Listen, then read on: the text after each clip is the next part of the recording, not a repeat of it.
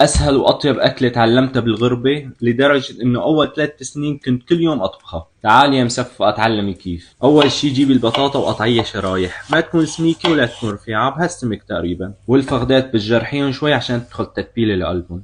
وعشان تبلة الدجاج رح اكتب لك كل المكونات تحت بالوصف، لانه عارفين لو وقت ما تخلصي الفيديو رح تكوني نسيتي كل شي وانا بكون لعيت على الفاضي. وانتبهي، هاي التبلة يلي عم ساويها تبلة الدجاج بس، والتبلة إذا شفتي قوامها تقيل شوي فيك تزيدي ربع كاسة مي. بعدها تبلي الدجاج كتير منيح بقلبهم. هلا المفروض تتركي الدجاج منقوع مدة ساعتين لليلة كاملة بالبراد عشان تاخدي النكهة الأطيب، بس أنا أصلا الساعة 2 بالليل وجوعان فبدي أخلص. عشان تبلة البطاطا هي نفسها تتبيلة الدجاج، بس رح نضيف عليها كم بهار زيادة رح اكتب لك إياهم تحت بالوصف. وبس ان تبلتي البطاطا كتير منيح فرديهم على صينية الفرن، والأفضل تكون تحتها ورق زبدة عشان ما يلزق. فيك تضيفي معها أي نوع خضرة بتحبيه، بصل، فليفلة، بندورة، فطر، يلي بتحبيه. بعدها غطيها اول شي بورق الزبده بعدين السلوفان، ولا تفهمني وتحطي فورا ورق السلوفان حسبتك عم توفري يا ابو نجيب، لانه بعدها رح تلزق الجلده على السلوفان ويخرب الشكل. بالاخير بتدخليها الفرن حتى تستوي، بس من استوت بتكشفي عليها حتى تاخذ لون، بعدها بتطالعيها، وبعدها مباشره بتطفيها بالثوم والليمون. وكيف تعرفيها استوت؟ وقت الدجاجه هيك بتطلع نيفه.